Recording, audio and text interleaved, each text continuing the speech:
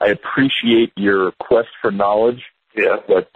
But I really don't have anything else to add. You seem like a very nice man. I do not want to be rude.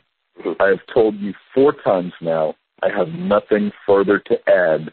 I answered every question that the 9/11 Commission asked, both in a public form and later on in a classified form, and I have nothing further to add. Well, sir, do you believe that we've been told the truth about 9/11? I have nothing further to add. The 9/11 Commission report is the authoritative narrative on the events surrounding 9/11. I have nothing further to add. Do you have any more questions for me, Jeff? Do you think if you were to answer my... I have nothing further. I have nothing further to add. Okay, but do you think if you were to answer my question about the orders, do you think that would get Cheney in trouble? The 9/11 Commission report is the authoritative narrative on the events surrounding 9/11. I have nothing to add. He told you, and you didn't know at the time, that he couldn't, basically he couldn't talk about it. He just said he has nothing to say about it, and we find out that that's because his testimony's been sealed, so he can't say anything about it. It's another example of when we try to find the information to flesh this stuff out, that it's being we're not privy to it. We don't have the access to it. Right. Cochran's testimony is blanked out just as much as Siebel Edmonds. They're all just blank pages. Yeah. Young man to Cheney, do the orders still stand? On the morning of September 11th, 2001, Vice President Dick Cheney was in charge of the military response to the attacks while the President flew around the country in Air Force One. The 9/11 Commission failed to follow up on the nature of an order the Vice President had given, which related to American Airlines Flight 77, which hit the Pentagon at 9:36. Many have wondered if these orders were not to shoot down Flight 77 as it approached the Pentagon. We know about this order because on May 23, 2003, then Transportation Secretary Norman Mineta testified before the 9/11 Commission. Secretary Mineta testified that he was present at the Presidential Emergency Operating Center, or PEOC, in a bunker below the White House on the morning of September 11th under the direction of Vice President Dick Cheney. During questioning by co-chairman Lee Hamilton, Mineta was asked if he was in the PEOC when the presidential order was given to shoot down suspected hijacked commercial airliners. During the time that Secretary Mineta testified about, Flight 77 had already been severely off course for over an hour, and it was thought that the flight was being controlled by terrorists. Flight 77 was also being tracked by the FAA and NORAD, and according to Secretary Mineta's testimony, it was even being tracked for at least 50 miles from the PEOC. Secretary Mineta's testimony has raised many questions. The most obvious question is, what were the orders that Vice President Cheney had issued to the young man? When asked by Mr. Hamilton during testimony if the order was a shoot-down order, Secretary Mineta could not confirm that it was. Is it reasonable to assume that this was a shoot-down order? During the same hearing, Secretary Mineta also testified that aircraft had been scrambled from nearby Langley Air Force Base and were only 10 miles away from the Washington, D.C. area. If the order Secretary Mineta spoke of was a shoot-down order, then why was this plane not shot down before it hit the Pentagon? Our modern fighters are the most sophisticated in the world and can shoot down multiple targets from many miles away. The question begs to be asked, were these orders the young man spoke of orders not to shoot down Flight 77? We now know that Naval Officer Douglas F. Cochran is the young man Mineta was referring to in his testimony. When questioned about the day, Mr. Cochran has refused to answer questions about what happened and repeatedly refers to the 9/11 Commission as the definitive report on the terrorist attacks.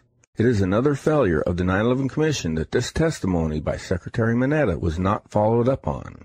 Today, important questions still persist about what these orders were and why the 9/11 Commission failed to dig deeper and ask questions of how Flight 77 could have possibly been allowed to strike the heart of the U.S. military. For more information and to read a transcript of this 9/11 red flag, and to hear other red flags like this one, Visit visibility911.com/red flags.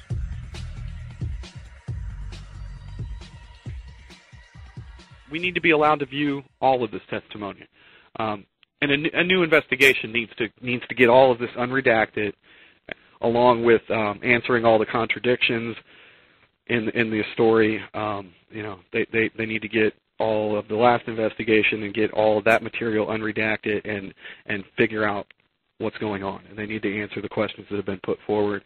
Debunkers always say that, oh, we're just asking questions, we just don't like it when we get answers, but we get very few answers. And then the answers also have to be adequate. And some people out there, some truthers, they're not reasonable. There are reasonable answers to some things, but there's plenty of reasonable people out there, such as you and me, in my opinion. So, and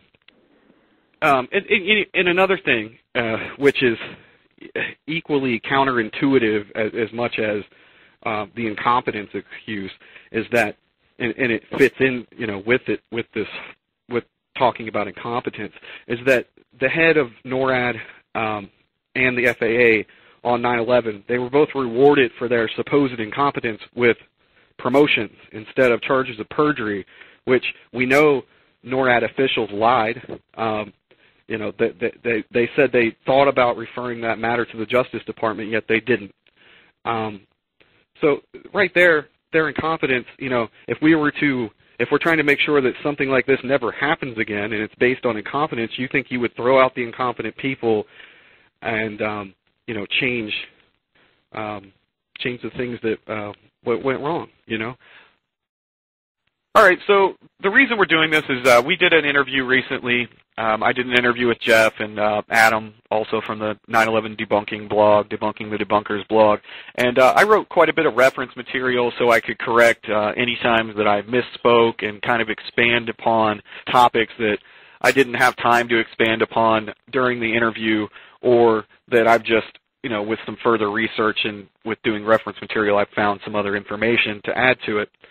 And it's kind of a combination of work that I had done for another project and then just new work that I've done to add on to it. So anyway, I thought it would be a good thing if we talked about it a little bit, so people would have an audio about this material relating to the NORAD aspect of things, which we didn't cover a whole lot during the interview. We kind of spent a bit too much time on demolition, probably. So this way, people can catch the audio and hopefully then go over to the reference material as well and check out all the links and things that are there. And the same applies to, which you kind of touched on this too, with even documentaries. It's best to go to the sources the documentary is based on. They can make a mistake, and it costs a lot of money to go and fix a documentary, to make another version or update it. There's ongoing 9/11 research at websites like mine and yours, and right. It's always easier to just keep selling a lie, even after you know it's a lie. Well, lies are good for sales. I don't want to speculate on if people have motivations to do that. Sometimes it's just there's nothing that beats the ongoing written word, the real written research. I think that's where it's official documents, etc. Stick to the evidence. And we'll be able to make a case with evidence instead of conspiracy theories. Well, amen to that. Definitely. There's a lot of way too speculative theories out there. I obviously think there's hard science that we can go on too, but yeah, I'm just making a general point that the written research is where it's at. Videos are a nice tool. Audio interviews are a nice tool, but always go and check things out and read. It's where the real research is at. So you'll have all this compiled on visibility911.com and 911debunkers.blogspot.com as well? Yep.